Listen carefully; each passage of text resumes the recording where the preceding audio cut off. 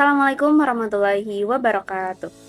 Halo semuanya, perkenalkan nama saya Ica Batu Dakwat dengan NPM 232170071 dari kelas B. Di sini saya akan membahas salah satu negara yaitu negara Republik Dominika. Untuk memenuhi salah satu tugas ujian tengah semester saya di mata kuliah Geografi Regional Negara-negara Berkembang. Yang pertama ada profil umum dari negara Republik Dominika. Nah, untuk nama resmi dari negara ini merupakan Republika Dominicana atau biasa disebut dengan Negara Republik Dominika. Ibu kotanya berada di Santo Domingo. Untuk bentuk pemerintahannya yaitu Republik Presidensial. Untuk luas wilayahnya kurang lebih berada di 48.670 km persegi. Dan untuk letak astronomisnya berada di 17 derajat 36 menit lintang utara sampai 19 derajat 58 menit lintang utara dan 68 derajat 19 menit bujur barat sampai 72 derajat 01 menit bujur barat. Nah, untuk batas wilayahnya sendiri di bagian barat dia itu berbatasan dengan Republik Haiti. Untuk bagian timur dia berbatasan dengan Laut Karibia. Untuk bagian utara berbatasan dengan Samudra Atlantik. Dan untuk bagian selatan berbatasan kembali dengan Laut Karibia. Nah, bahasa resmi dari negara Republik Dominika ini merupakan bahasa Spanyol dengan mata uangnya peso Dominika atau DOP atau DOP. Nah, jumlah penduduknya berkisar kurang lebih 11 juta jiwa di 2025. Untuk negara ini sendiri memiliki iklim tropis lembab dengan pengaruh angin pasat timur. Suhu rata-rata di negara Republik Dominika ini berkisar antara 25 sampai 20 derajat Celcius dengan sedikit variasi antara musim. Curah hujan tahunannya mencapai 1000 sampai 2500 mm tergantung ketinggian dan arah angin. Wilayah pegunungan bagian tengah menerima hujan lebih banyak dibanding pesisir selatan. Untuk musim, yaitu ada dua musim ya, ada musim kemarau dan musim hujan. Untuk musim kemarau berkisar di Desember sampai April, cuacanya cerah, panas, dan cocok untuk pariwisata. Sedangkan untuk musim hujan berada di Mei sampai November, sering terjadi badai tropis dan juga hujan deras, seperti itu. Untuk cuacanya bervariasi gitu ya, cuaca hariannya bervariasi antara panas di siang hari dan sejuk di malam hari di daerah pegunungan. Wilayah pantai cenderung lebih lembab dan berangin dan juga sering mengalami hurricane season di antara Juni sampai November karena posisinya di jalur angin topan Atlantik. Batuan yang ada di negara Republik Dominika ini cenderung atau didominasi oleh batuan sedimen, vulkanik, dan juga batuan kapur. Di beberapa wilayah juga terdapat batuan metamorf dan vulkanik tua dari masa Mesozoikum. Selanjutnya ada aktivitas tektonik di Karibia yang menyebabkan beberapa area rentan gempa. Untuk dari segi geomorfologinya, Republik Dominika ini memiliki 4 sistem pegunungan utama. Yang pertama ada Cordillera Central yang tertinggi dengan Gunung Pico Duarte setinggi 3098 meter.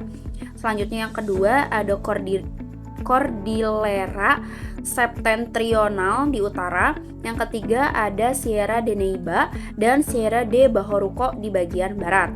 Nah, di negara Republik Dominika ini juga terdapat lembah yang subur seperti lembah Cibao atau Cibao Valley yang menjadi pusat pertanian.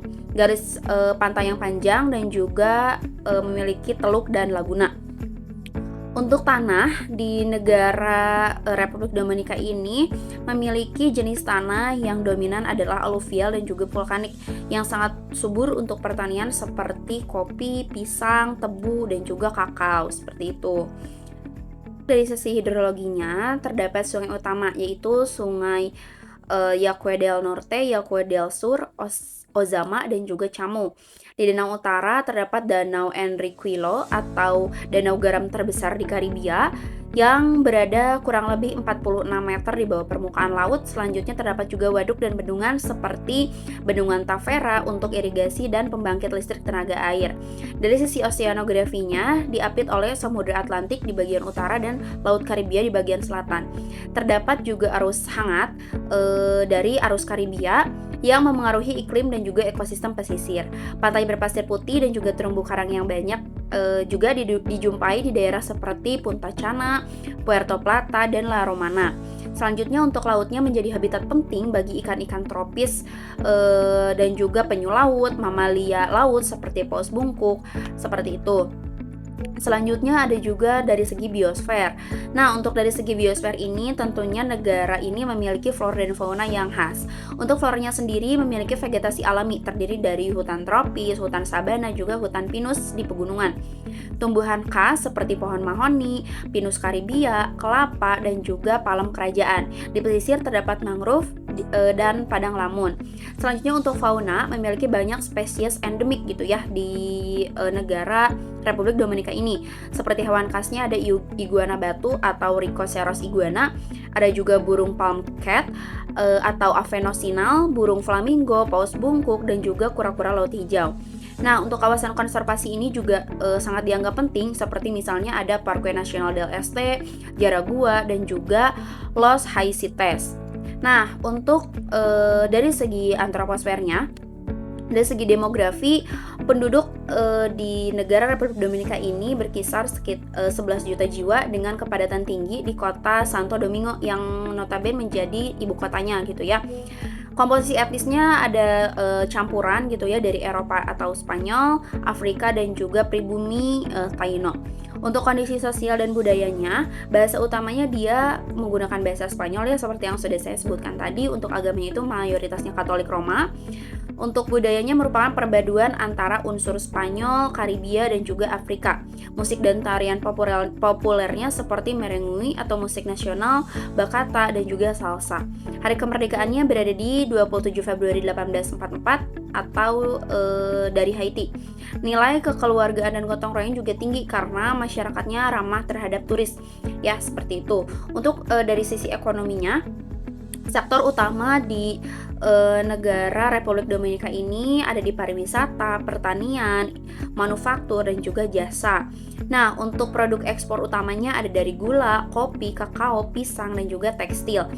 Selanjutnya menjadi salah satu ekonomi terbesar di kawasan Karibia ya. Negara ini juga karena menyokong adanya tadi ya pariwisata, jasa, dan juga dia sudah mengekspor gitu dari sebagian pertaniannya seperti kakao, kopi, dan lain sebagainya. Seperti itu. Ada 10 konsep geografi Republik Dominika. Yang pertama ada lokasi. Nah, untuk lokasi ini penerapan di negara Republik Dominika ini sendiri di timur Pulau Hispaniola dan juga sangat strategis gitu ya, berada di jalur pelayaran Karibia. Selanjutnya yang kedua ada dari jarak.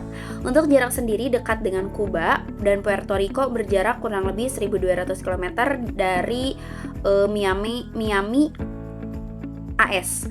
Selanjutnya untuk morfologi didominasi oleh pegunungan dan juga lembah yang subur karena tadi ya untuk dari agrarisnya atau dari pertaniannya negara Republik Dominika ini cukup lumayan memadai gitu sehingga bisa melakukan ekspor itu. Selanjutnya ada kondisi alam. Kondisi alamnya dia memiliki iklim tropis yang lembab, rawan juga terhadap badai tropis. Selanjutnya untuk potensi wilayahnya, dia memiliki sumber daya alam yang melimpah dan juga memiliki pariwisata di pesisir gitu ya. Setelah itu juga dia memiliki sumber daya alam seperti pertanian juga yang melimpah. Selanjutnya ada interaksi manusia dengan lingkungannya. Di negara ini pertaniannya itu sangat intensif gitu ya, urbanisasinya juga pesat dan konservasinya atau konservasi alamnya itu berjalan dengan sangat tinggi gitu ya, sangat lancar. Nah, selanjutnya juga penduduk memanfaatkan lahan dataran dan pertanian intensif dan pegunungan untuk kehutanan serta peternakan. Di wilayah pesisir, masyarakat menggantungkan hidupnya pada perikanan dan pariwisata serta memiliki tantangan lingkungan gitu untuk dari segi interaksi manusia dan lingkungannya, yaitu adanya deforestasi, pencemaran air, dan juga kerusakan terumbu karang akibat pembangunan di wilayah pesisir karena tadi wilayah pesisir itu sudah digunakan sebagai pariwisata.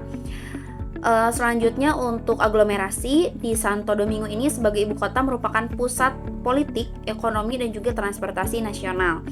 Selanjutnya untuk daerah Santiago de los Caballeros ini tuh berperan sebagai pusat industri dan juga sebagai pusat pendidikan. Selanjutnya juga pertumbuhan kota pesisir seperti Punta Cana menunjukkan aglomerasi pariwisata dengan banyak hotel dan resort. Artinya konsentrasi aktivitas di beberapa wilayah ini memperlihatkan gitu ya pola pemusatan penduduk dan juga kegiatan ekonomi yang khas. Karena tadi sudah ada di sektor-sektornya seperti itu. Selanjutnya ada 10 nilai kegunaan yang tepat.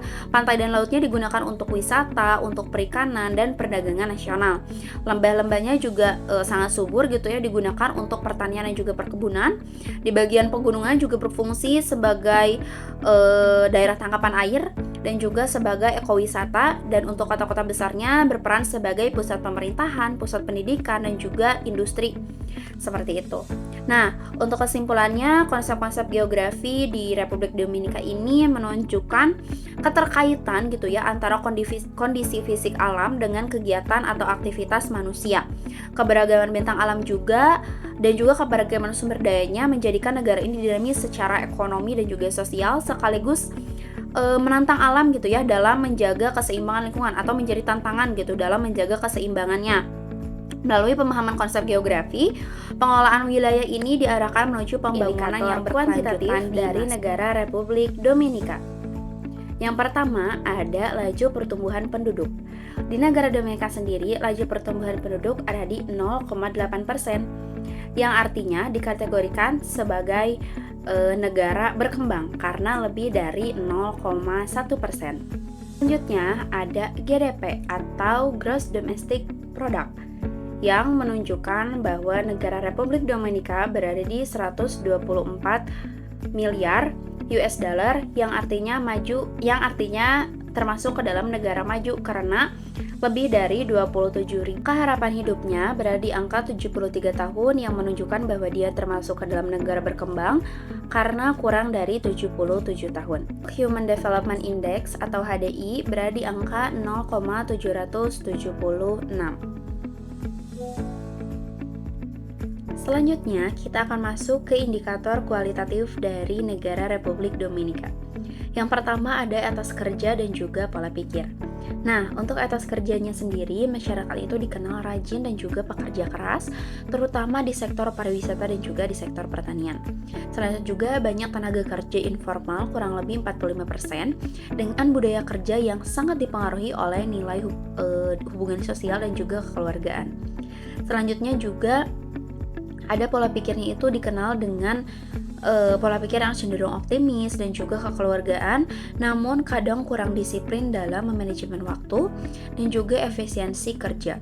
Selanjutnya ada tingkat pendidikan. Untuk tingkat pendidikan di negara Republik Dominika ini, tingkat meleknya hurufnya itu tergolong tinggi, kurang lebih 95%, dengan kualitas pendidikan yang masih perlu ditingkatkan terutama di pedesaan. Selanjutnya untuk tingkat kesehatannya, di Republik Dominika ini harapan hidupnya sekitar 73 tahun. Layanan kesehatan tersedia luas di kota-kota besar, khususnya di ibu kota, tapi akses di daerah terpencilnya itu masih sangat terbatas dan perlu ditingkatkan. Selanjutnya pemerintah perlu terus memperluas jaminan untuk kesehatan nasional.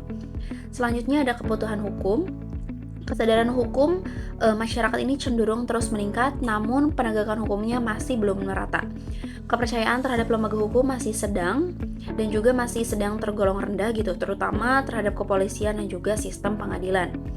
Ada juga pelanggaran-pelanggaran administratif dan korupsi birokrasi masih sedikitnya sering terjadi di negara Republik Dominika ini.